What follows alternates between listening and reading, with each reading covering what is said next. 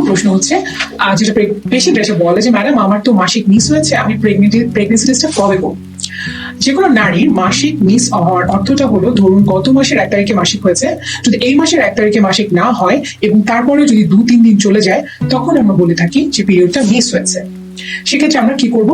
আমরা মাসিকের তারিখ চলে যাওয়ার 7 দিন পরে একটি প্রেগনেন্সি টেস্ট করে দেখব। বাজারে বিভিন্ন ধরনের প্রেগনেন্সি কিট পাওয়া যায়, যেখানে প্রস্রাব থেকে একটু প্রস্রাব নিয়ে সেই কিটের মধ্যে দিয়ে দাগ আসে, এবং অনেকেই কিন্তু ঠিকমতো জানেন না যে প্রেগনেন্সি টেস্ট আসলে কিভাবে করতে হয়।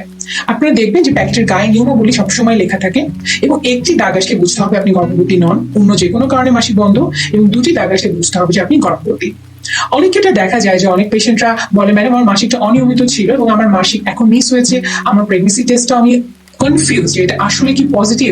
অনেকের মনে সন্দেহ থেকে থাকে। তো এই প্রেগনেন্সি টেস্ট না করে আমরা আরেকটা টেস্ট করতে পারি, যেটাকে বলা হয়ে থাকে বিটা এইচসিজি। এই হরমোনটা প্রেগনেন্ট হলে শরীরে রক্তে বেড়ে যায়, এবং এই হরমোনের পরিমাণটা দেখার মাধ্যমে কিন্তু আমরা যখন প্রেগনেন্সি টেস্ট পজিটিভ আসে, অর্থাৎ মাসিক মিস হওয়ার 7 দিনের মধ্যে, এবং এই আর্লি টাইমে কিন্তু আমরা এই বিটা এইচসিজি টেস্টের মাধ্যমে আগেই বলে দিতে পারি যে আপনার গর্ভে সন্তান এসেছে কিনা। দ্বিতীয়ত যে প্রশ্নটা পেশেন্টরা করে থাকে যে ম্যাডাম আমার তো প্রেগনেন্সি টেস্ট পজিটিভ, আমার কি এখনই ডক্টরের কাছে আসতে হবে নাকি আরেকটু পরে গেলেও চলবে?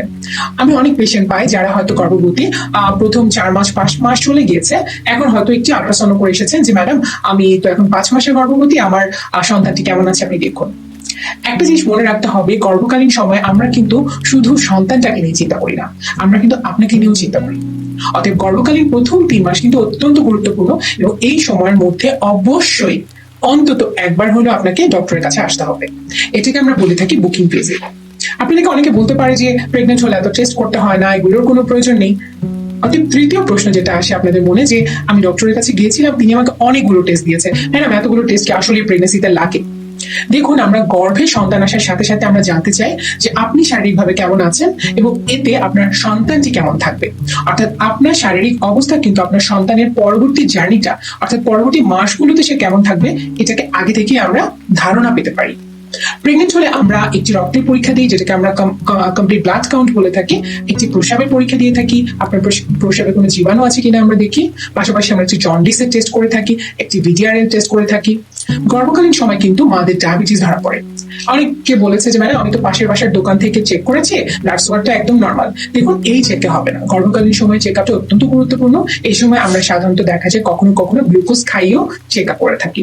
অতএব ব্লাড সুগার মেজারমেন্ট, অর্থাৎ রক্তে আপনার চিনি যেটা সুগার আমরা বলছি, ব্লাড সুগার এটা কোনো কারণে বাড়তি আছে কিনা, এটা কিন্তু আমাদেরকে গর্ভকালীন সময় দেখতে হবে। একটি গুরুত্বপূর্ণ জিনিস হচ্ছে ব্লাড গ্রুপ। ব্লাড গ্রুপটা অনেকেই জানেন না, এবং দেখা যায় পুরো 9 মাস গর্ভবতী ছিলেন, ডেলিভারি সময় এসে বলছেন যে ম্যাডাম ব্লাড গ্রুপ চেক করা হয়নি। অর্থাৎ ব্লাড গ্রুপটা জানা কিন্তু অত্যন্ত গুরুত্বপূর্ণ এই সময়। পাশাপাশি প্রথম 12 সপ্তাহের মধ্যে, অর্থাৎ প্রথম 3 মাসের মধ্যে আমরা কিন্তু আল্ট্রাসাউন্ড করে থাকি। অনেকেই বলবেন যে গর্ভে সন্তান তো ভালোই আছে, আল্ট্রাসাউন্ড জরুরি কি? আমার তো প্রেগনেন্সি টেস্ট পজিটিভ ছিল, আমি একবারে 20 সপ্তাহে গিয়ে একটি আল্ট্রাসোনোগ্রাম করবো। এই আল্ট্রাসোনোগ্রামটার প্রয়োজন এই কারণে, আপনাদের মনে রাখতে হবে যে গর্ভে সন্তান আসা মানেই কিন্তু এটি জরায়ুর মধ্যে নয়। খুব কম পার্সেন্টেজ, ধরুন 10-100-র মধ্যে হয়তো 2 জন বা 3 জনে কিন্তু জরায়ুতে সন্তান না এসে, এটা জরায়ুর 2 পাশে যে 2টি টিউব থাকে, টিউবের মধ্যে সন্তান আসতে পারে, এবং এটাকে আমরা একটোপিক প্রেগনেন্সি বলে থাকি, এবং এটা কিন্তু অত্যন্ত বিপজ্জনক একটি কন্ডিশন। আবার অনেক ক্ষেত্রে দেখা যায় যে বাচ্চা গর্ভে এসেছে কিন্তু কোনো কারণে হার্টবিটটা আসেনি, সেটা হয়তো প্রথম দিকে আল্ট্রাসাউন্ড না করার জন্য ধরা যায়নি। এটাকে আমরা মিসড অ্যাবর্শন বলে থাকি।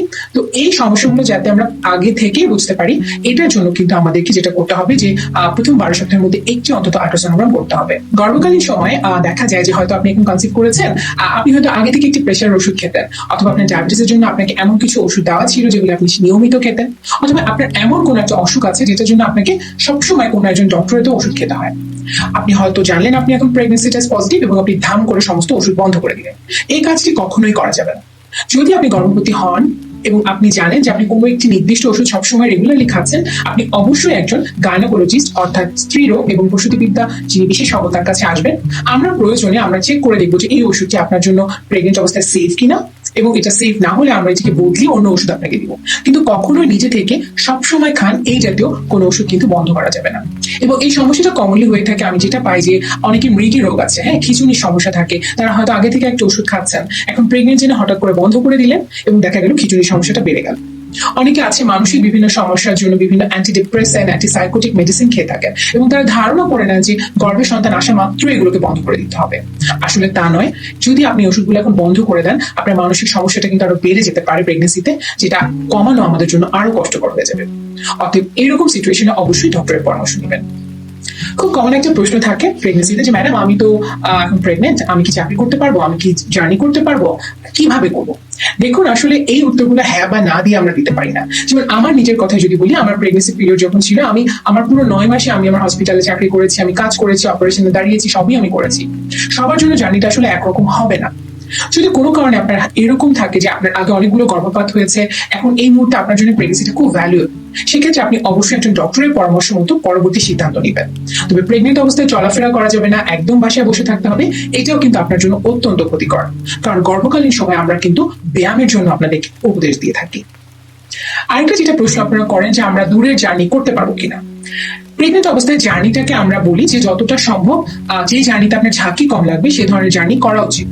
আমি ব্যক্তিগতভাবে রিক্সায় চলাফেরা করেছি, কিন্তু তারপর আমি বলবো যে যদি আপনি দেখেন আপনি যে অফিসে যাচ্ছেন সেখানে যেতে ভীষণ উঁচু নিচু রাস্তা, আপনি এমন করতে পারেন আপনার বাসাটাকে সেই অফিসের কাছে শিফট করতে পারেন, যাতে আপনার জার্নিটা কম করতে হয়। এবং যদি এমন হয় যে আপনি এক জায়গায় বাসে যাবেন অথবা ট্রেনে যাবেন, যেমন দূরের কোনো জার্নি, আপনি অবশ্যই ট্রেনকে প্রেফার করবেন। যদি এমন হয় আপনি ট্রেনে যাবেন অথবা প্লেনে যাবেন, সেক্ষেত্রে আপনি প্লেনকে প্রেফার করবেন। অর্থাৎ আপনার জার্নিটা যেন খুবই স্মুথ হয়, সেখানে যেন ঝাঁকির পরিমাণটা কম থাকে। আরেকটা কোয়েশ্চেন যেটা সবাই জানতে চায় যে ম্যাডাম আমি তো এখন প্রেগনেন্ট, তাহলে আমি কি কি খাবো আর কি কি খাবো না। দেখুন, কি কি খাবেন এটা বলা খুবই কঠিন, কারণ সব ধরনের খাবারই আপনি খেতে পারবেন, তার মানে লিস্টটা অনেক লম্বা। তুমি কি কি খাবেন না সেটা বলতে পারি। যেমন আমি যেটা ব্যক্তিগতভাবে আমার পেশেন্টদেরকে বলি যে বাইরের খাবার সম্পূর্ণভাবে অ্যাভয়েড করবে। এটার কারণ প্রথমত হাইজিন, দ্বিতীয়ত হচ্ছে দেখা যায় বাইরের খাবার খেলে অনেকের অ্যাসিডিটি হয় এবং প্রেগনেন্সিতে অ্যাসিডিটিটা অনেক বেড়ে যায়। তাই বাইরের খাবারগুলো অ্যাভয়েড করা এই সময় আপনার জন্য সবচেয়ে ভালো হবে। মুরব্বীরা বলে থাকেন পেঁপে, আনারস এগুলো খাবে না। আসলে আমাদের বই খাতা এইভাবে না বলা নেই, তবে যেটা আমরা বলে থাকি যে এই পেঁপে এবং আনারসে দেখা যায় যে অ্যাবর্টিফিশিয়েন্ট অর্থাৎ বাচ্চা নষ্ট হওয়ার কিছু কিছু প্রপার্টিস পাওয়া যায়। অর্থাৎ আমি ব্যক্তিগতভাবে এটাকে অ্যাভয়েড করারই পক্ষে। তবে কেউ যদি আগেও খেয়ে থাকেন সেটা আপনার ব্যক্তিগত ইচ্ছা, তবে আমাদের বই খাতায় এই ব্যাপারে নির্দিষ্টভাবে কোনো বিধিনিষেধ নেই। আর যদি কোনো খাবারে আপনার আগে থেকে অ্যালার্জি থেকে থাকে, যে আপনি হয়তো হাঁসের মাংস খেতে পারেন না অথবা গরুর মাংস খেতে পারছেন না, ইলিশ মাছে আপনার অ্যালার্জি, সেটাকে আপনি অবশ্যই অ্যাভয়েড করবেন। আমি অনেক পেশেন্টের মুখে শুনেছি যে তাদের মুরব্বীরা বলছেন দুধ খেও না অথবা বেশি মাংস খেও না, বাচ্চা বড় হয়ে যাবে। এই জিনিসগুলোর আসলে তেমন কোনো ভিত্তি নেই, বরঞ্চ আপনি যদি পুষ্টিকর খাবার খান আপনার বাচ্চাটি সুস্থ থাকবে। একটি কমন প্রশ্ন, কিন্তু পেশেন্টরা আমাদেরকে জিজ্ঞেস করতে খুব জড়তা বোধ করেন। ম্যাডাম আমার তো এখন প্রেগনেন্ট, আমি প্রথম 3 মাস, ম্যাডাম আমি সহবাস করবো কিনা। আমাদের মেডিকেলের বই খাতায় কিন্তু নির্দিষ্টভাবে এই প্রথম 3 মাসের মধ্যে সহবাসকে হ্যাঁ অথবা না কোনোটাই বলা নেই। আমরা সাধারণত রোগীদেরকে বলি প্রথম 3 মাস সহবাস বা ইন্টারকোর্সটাকে অ্যাভয়েড করা। তবে তার মানে এই না যে এটা সম্পূর্ণভাবে নিষিদ্ধ। দেখা গেছে যে কোনো পেশেন্টের যদি আগে অনেকগুলি গর্ভপাত হয়ে থাকে এবং তিনি যদি দেখা যায় আমরা তাকে অনেক ঝাঁকি জার্নি মানা করছি, তাদের ক্ষেত্রে আমরা বলি যে প্রথম 3 মাসে আপনি অ্যাভয়েড করেন, আপনার জন্য বেটার। অথবা কারো যদি এমন হয় যে গর্ভকালীন সময়ে প্রথম 3 মাসে ঘন ঘন রক্তপাত হচ্ছে, অর্থাৎ গর্ভপাতের একটা ঝুঁকি থাকছে, তাদের ক্ষেত্রে আমরা বলি যে সহবাসটা অ্যাভয়েড করার জন্য। তবে এই সকল কারণের থেকে সবচেয়ে গুরুত্বপূর্ণ কারণ হচ্ছে মায়ের ইচ্ছা। অর্থাৎ যিনি গর্ভবতী নারী, তিনি যদি বলেন যে আমি এই টাইমে সেক্সুয়াল ইন্টারকোর্স বা সহবাসে আমি কমফোর্টেবল না, আমি ভালো বোধ করছি না বা আমি চাচ্ছি না, তবে এটা সম্পূর্ণভাবে সেক্ষেত্রে এটা সম্পূর্ণভাবে তারই চয়েস, এটাকে আমাদেরকে রেসপেক্ট করতে হবে। কতক্ষণ সময় বিশ্রাম নেবেন।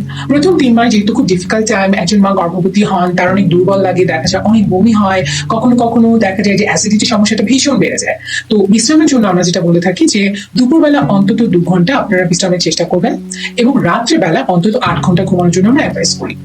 যদিও এই ভিডিওটা আসলে সবার জন্য করা, তো দেখা যায় আমাদের শহরাঞ্চলের জীবন আর গ্রামাঞ্চলের জীবন তো এক না। দেখা যায় গ্রামে হয়তো কোনো নারীকে সারাদিন বাসায় কাজ করতে হচ্ছে, ধানের কাজ করতে হচ্ছে, ক্ষেতের বিভিন্ন কাজে হেল্প করতে হচ্ছে, তার হয়তো দুপুরবেলা ভীষণ টায়ার্ড লাগছে। ভিডিওটি যারা দেখছেন নারী পুরুষ নির্বিশেষে সবাইকে আমি বলবো যে কোনো একজন গর্ভবতী নারীর এই মুহূর্তের অনুভূতিগুলো এবং কষ্টগুলো কিন্তু আসলে সারা জীবন তার মনে থাকে। এবং এই সময় আপনি যদি তাকে কিছুটা বিশ্রাম দেন, তাকে কিছুটা ছাড় দেন, অথবা তার কাজে আপনি যদি নিজে অংশগ্রহণ করেন, তাকে সাহায্য করেন, এটা কিন্তু তিনি কখনোই ভুলবেন না। তাই আমার একটা অ্যাডভাইস থাকবে যে পেশেন্টদেরকে, যারা এখন গর্ভবতী এবং আপনার যারা পরিবারের সদস্যরা থাকবেন, তাদেরকে সম্পূর্ণভাবে সাহায্য এবং সহযোগিতা করবেন, তারা যেন পর্যাপ্ত বিশ্রাম পায়। গর্ভকালীন সময় যেটা আরেকটা কোয়েশ্চেন, যেটা হাজবেন্ডের সাইড থেকে আমি সাধারণত পাই, যে ম্যাডাম ওর তো এখন মেজাজটা ভীষণ খিটখিটে হয়ে থাকে, এই যে দেখেন জাস্ট প্রেগনেন্ট হয়েছে এখনই আমার সাথে রাগারাগি করছে সবকিছু নিয়ে। আসলে প্রেগনেন্সি হচ্ছে আমাদের শরীরে হরমোনের একটা খেলা বলতে পারেন, এবং এই সময় হরমোনগুলো যে বিভিন্নভাবে বেড়ে যায়, এই বাড়তি হরমোনগুলো বিভিন্ন সিমটম তৈরি করে। দেখবেন একজন নারী যিনি আগে হয়তো একটুতে কখনোই রাখতেন না, এখন হয়তো তিনি প্রেগনেন্ট, একটুতে রেগে যাচ্ছেন, একটুতেই তার গরম লাগছে, হঠাৎ করে উনি বিরক্ত হয়ে যাচ্ছেন। পরিবারের সদস্যরা খুব স্বাভাবিকভাবে এটা বুঝতে চান না, তারা ভাবে সে তো আগে এরকম করতো না, এখন কেন এরকম করছে। আসলে হরমোনাল যে পরিবর্তনগুলো হয়, এটার জন্য তো নারী নিজে দায়ী নয়, তার শরীরে হরমোনাল চেঞ্জ গুলো করছে। আপনাদের সবাইকে এই প্রথম 3 মাস অন্তত তাদের প্রতি ভীষণ সহানুভূতিশীল হতে হবে, তাদেরকে সাহায্য করতে হবে, তাদের মুডের এই চেঞ্জ গুলোকে রেসপেক্ট করতে হবে।